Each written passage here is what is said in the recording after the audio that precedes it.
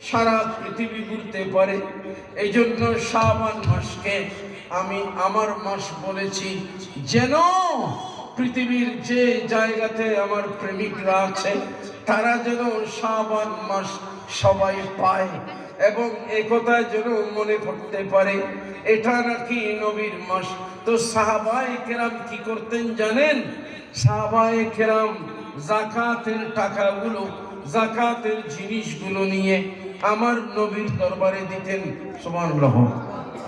হড় দিত দে এন্ন তোরা ইমারাতুল লইজো এড লো আসিল, কিন্তু অধিকাংশ সাহাবায়ে কেরামে কিতু নমাতে ইন লইজে নবীর দরবার দিত। আল্লাহর হাবিব বন্টন করতেন, নবী বন্টন করতেন, সাহাবায়ে কেরাম নবীকে দিতেন। কেন? আল্লাহ রাব্বুল আলামিন বলেন, এই তো অবস্থা কি ইয়েকে হ্যাঁ ইয়েকে শিগগিরত আল্লাহ বলেন, খুয মিন আমওয়ালিহিম সাদাকাতান। ও আমার হাবিব, আপনি আপনার গোলামদের থেকে যাকাত উসুল করুন, দান খায়রাত উসুল করুন।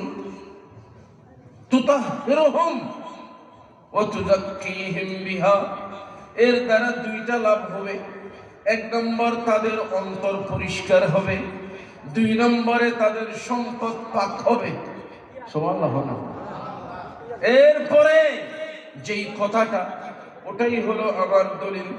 আমার আল্লাহ বলেন, ওয়াসাল্লি আলাইহিম, আপনি তাদের থেকে যাকাতের মাল নিয়ে জবুই আলোই জবুই এন হুয়ুন ওয়াসাল্লি আলাইহিম, আপনি তাদের যাকাতের টাকা নিয়ে, যাকাতের মাল নিয়ে আমি আল্লাহর কাছে তাদের জন্য আপনার নূরানি নবুয়তের হাত তুলে আমার কাছে দোয়া চান।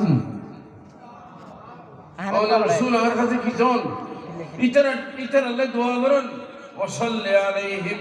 কেন? ইন্না সালাতাকা সাকানুল লাহুম, আপনি দোয়া করলে তাদের অন্তরটা শান্তি হয়ে যাবে।